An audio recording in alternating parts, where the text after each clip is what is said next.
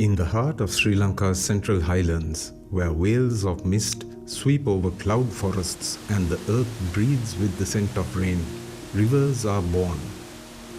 From Horton Plains, Knuckles, Peak Wilderness and other mountain regions, many rivers and streams begin their descent. Shaped by gravity and time, these headwaters form a complex and interwoven network that fans across the island, carving valleys, nurturing life, and finally meeting the sea. These rivers are more than geographic features. They are a lifeblood of the land. For centuries, they have irrigated fields, powered ancient civilizations, and provided spiritual and cultural identity. In Anuradhapura, Polonnaruwa and beyond, sophisticated irrigation networks, reservoirs, minor tank cascades, weirs and canals harness these rivers' seasonal rhythms.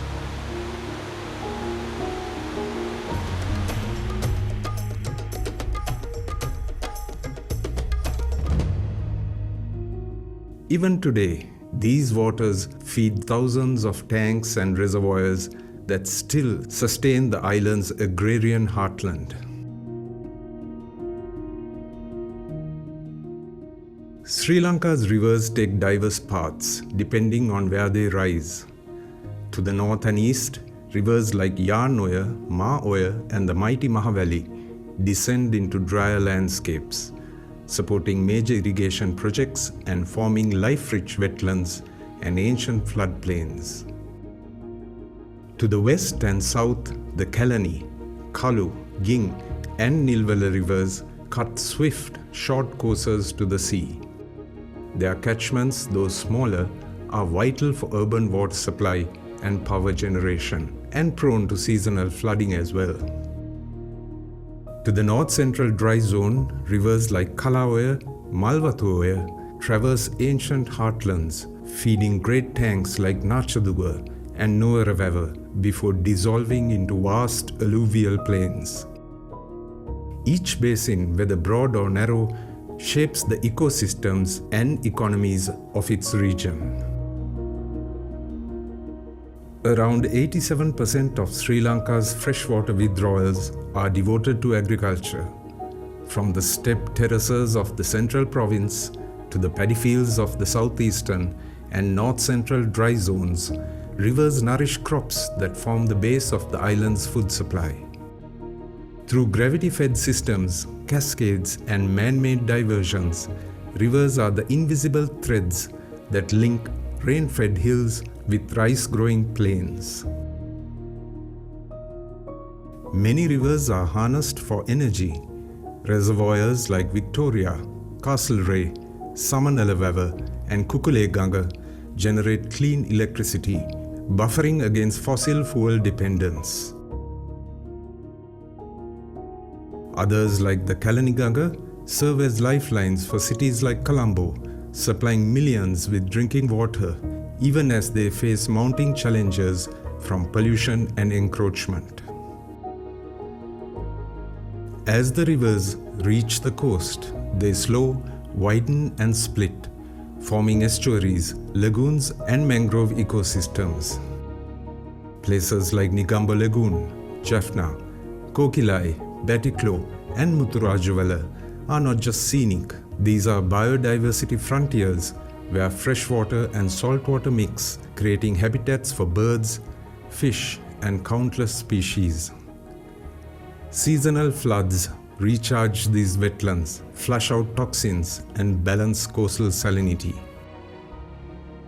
Beyond surface rivers, Sri Lanka draws on groundwater in some areas, especially in drier areas like the Jaffna Peninsula.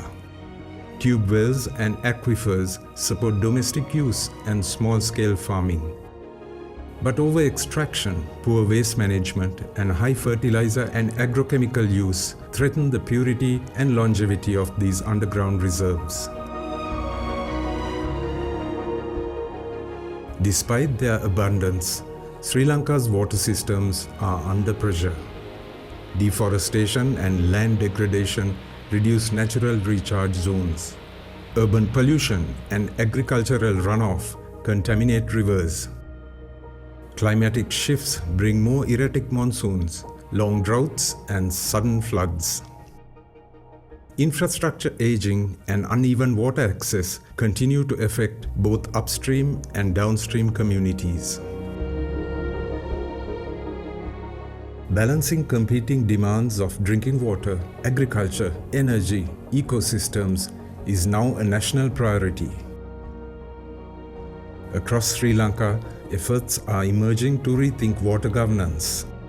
Projects in watershed rehabilitation, river bank restoration, and community-led irrigation management are taking root.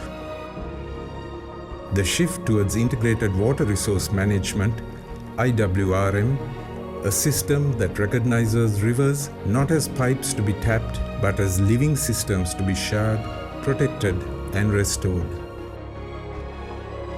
From the smallest stream trickling off a forest slope to the sprawling deltas fanning into the sea, Sri Lanka's watercourses form a living, breathing network. They connect people, forests, farms, and cities in ways both seen and unseen. To care for these rivers is to care for the future, because in every drop that flows from hill to ocean lies the memory of the land and the promise of what it can still become.